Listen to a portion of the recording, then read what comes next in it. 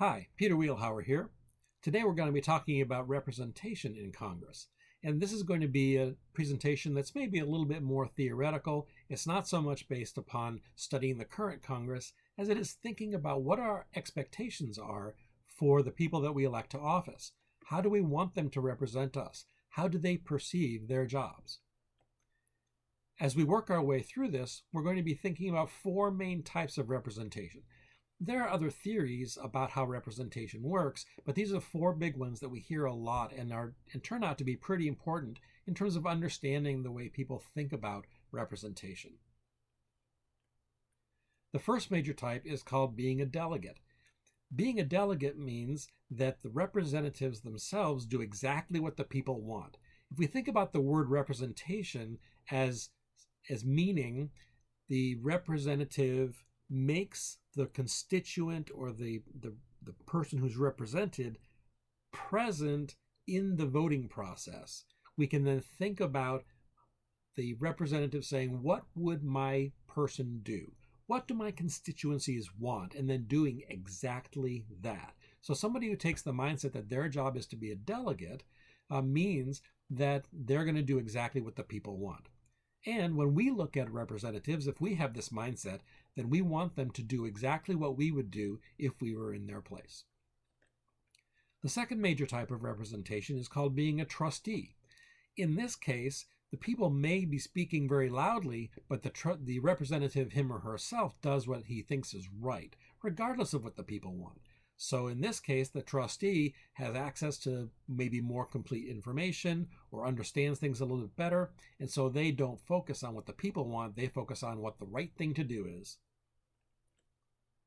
A third major type of representation that we hear talked about a lot is called symbolic representation. In this case, the mindset is that the purpose of representatives is to reflect accurately the demography of the population. So if you have an ethnically or racially diverse population, there's a belief that the people who are in the government representing the population ought to somehow reflect that. And then fourth, we have substantive representation. This way of thinking about representation is to say that the representatives need to be sure that they're reflecting upon and acting on the important economic interests of their constituencies or other kinds of interests as well. It doesn't necessarily have to be economic, of the people that they represent. So if we think about our member of Congress from our area of the state, their job in this way of thinking is to make sure that they're making the best decision possible for the interests economically, socially, demographically, politically for the people of our district, because they're there to look out for our interests and our state primarily, with maybe then a cost being that they're maybe not working all the time in what might be the national interest. Let's take a few minutes and we're going to look at each one of these in a little bit more detail because each of them have strengths and weaknesses.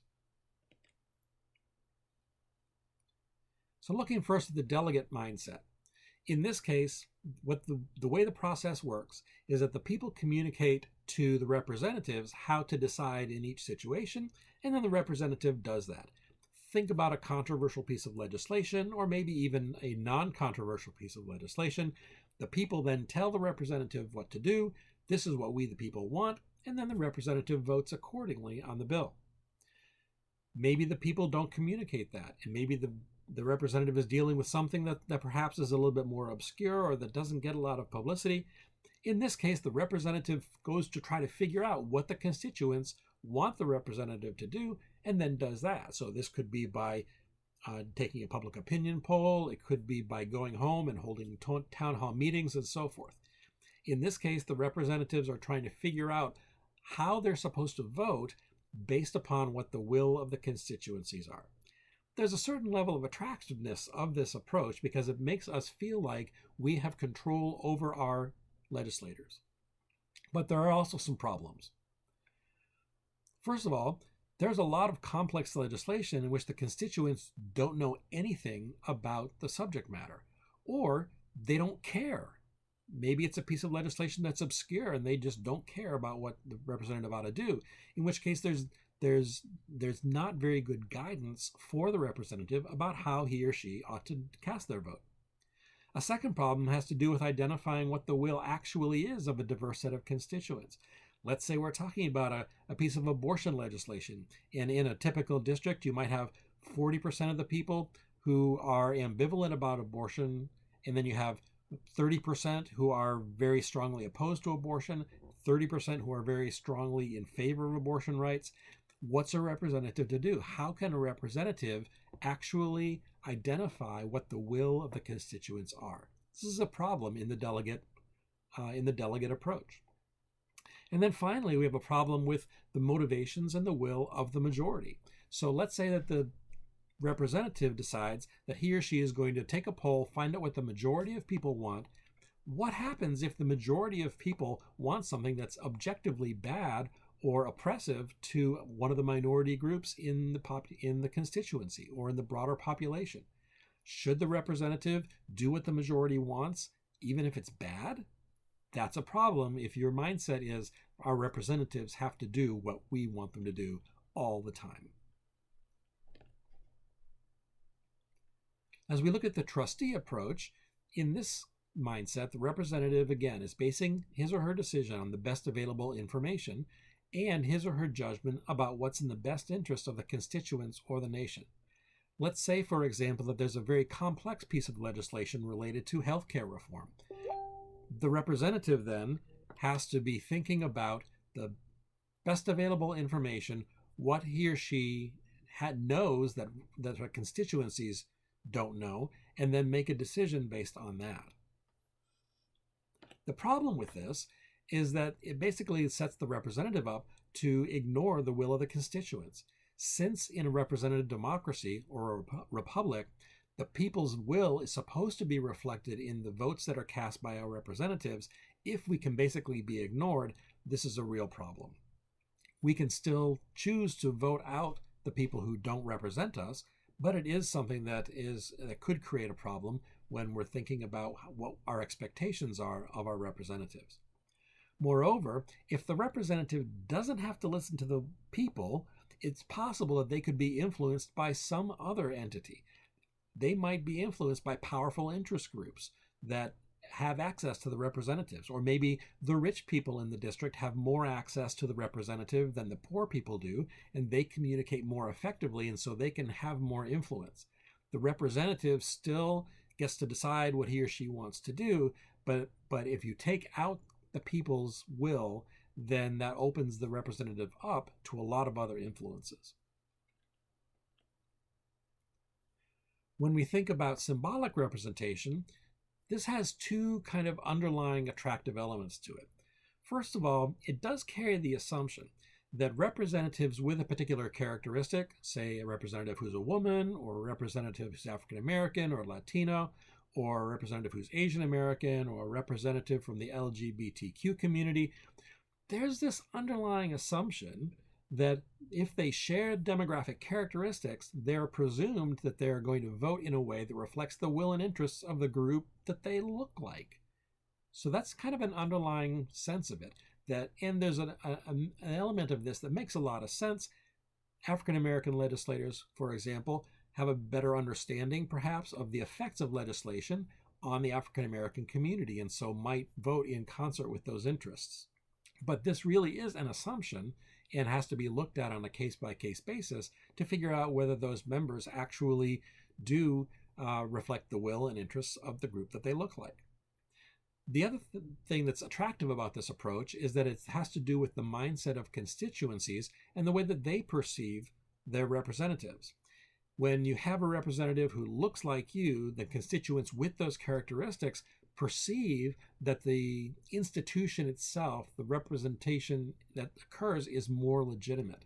So if, for example, we have a 10% or 12% African American population in the United States and there were no black legislators, that would call into question in the mind of the African American community the legitimacy of whatever laws get passed. But if there's an element, a proportional element of representativeness of African Americans in Congress or in the state legislature, then there's a sense that legislature is more representative and more fairly going to consider the effects of legislation on those communities. And we can apply this to a variety of groups. But there are some problems with this. First of all, there is kind of this underlying assumption that that simply having a shared demographic identity or characteristic is the same thing as holding the same group interests, or believing that the group interests can best be served by having people of those diverse characteristics in the legislative process. That's an underlying assumption and really needs to be looked at again to evaluate the extent to which that happens. The second thing is, when you're thinking about the representatives that come out of a particular district, we don't have any districts that are 100% of any ethnicity. So what about the constituencies who don't share the demographic characteristic? What if you have a representative who represents 60% of his or her district demographically, but not 40%? What about the representation and the perceptions of the legitimacy of representation of the people who don't have a member who matches their demographic characteristics? This is a real problem that we have to wrestle with when we're thinking about the question of representation. Finally, when we're looking at the question about substantive representation, in this case, representatives are looking out for the interests of their district, broadly conceived, trying to balance off the will of the constituencies with what's in their best interest, and of course, taking into account their own reelection. And I do want to say that when we're thinking about reelection, all the characteristics here, all of the different ways of doing representation, they are all considering their reelection chances at the same time that they're making their decisions.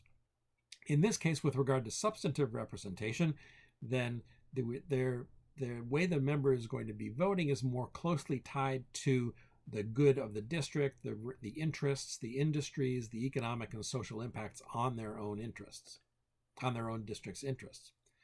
The problem is that representatives in this situation may emphasize the interests of not the whole district, but of what we call their re-election constituency. That is the group of people they know will vote for them in the next election, and so they make their decision based upon what those people want and what's good for those people, rather than necessarily the good of the whole district. Let's say, for example, that a particular bill would really do a good job for the east side of a district and ignore the west side of a district. Well, if the representative's primary base of support is in that east side of the district, then he or she might be inclined to vote for that, not just because it's good for the district, but also because those are his or her people. The rest of the district might get the short end of the stick, and it might not be so good for them. Additionally, some constituents might have interests that conflict with the interests of the whole district, or the member's re-election constituency. So this creates a problem when the district members themselves are so closely tied to just voting based upon their political party preference. If that's the case, and you have a large chunk of your constituency that have really opposite difference, think about if we have opposing differences between environmentalists and manufacturers in a particular district, who is a representative supposed to be thinking about with regard to this representation? So the question of substantive representation is not very clear cut, especially the more diverse your district is. So then what's reality? How do things actually work? Well, it's complicated. Sometimes members are extremely attentive to what their constituents want.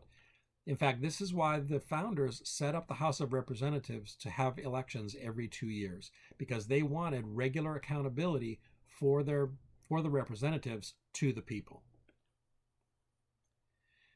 But the reality is that sometimes constituencies, those of us who are in the citizens, we just don't know what to think about certain pieces of legislation. Imagine a complicated piece of legislation related to a particular weapons system for the U.S. military. To what extent can we as constituents actually evaluate which weapons system is better? It's difficult for us to do that sometimes. And sometimes we're just poorly informed. Maybe I have my own preferences, but I don't realize that if I get what I want, that there are going to be bad effects of that policy later on. In this case, we want our members to use better informed judgments based on more information and good information.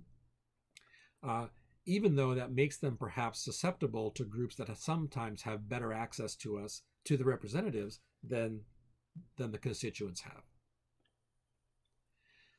I think that there's a really important value in the symbolism in terms of symbolic representation. I do think it's important, and it conveys a level of legitimacy of the governmental system when the government representatives look like the population from which they're drawn. But the reality is that doesn't necessarily mean that the votes are going to be very effective. So, for example, in the African American community, it might be that an African American member is within the Democratic Party, but if the Democratic Party is the minority party in one of the chambers of Congress, then you've got a minority within a minority, and that's just not a very strong position. And so their influence on legislation is going to be more limited and hinges on whether or not their party takes the majority. So there may be limited effectiveness on legislation, and the assumptions about the interests of groups only being effectively pursued by people who share demographic characteristics may be somewhat dubious. It's important for us to understand that members ultimately are accountable to the people who elect them. And so members tend to act in a substantively representative way, but sometimes those terms tend to get defined mainly in terms of party lines and party preferences and who the people are that are actually voting in a particular election. But we do know that members who don't represent their districts effectively, that consistently go against what their constituents want, tend to lose. And if they lose touch, then they become increasingly electorally vulnerable. So representation is a tough job. There's a lot to be taken into account, and our expectations about representatives are also fairly complicated. It's good for us to think about what we actually want our representatives to do. I hope you found this presentation helpful, and I hope that this turns out to be something that is useful for you as you're thinking through what you want your member of Congress to do, and if you're a future legislator, how you're going to think about your own job as a representative.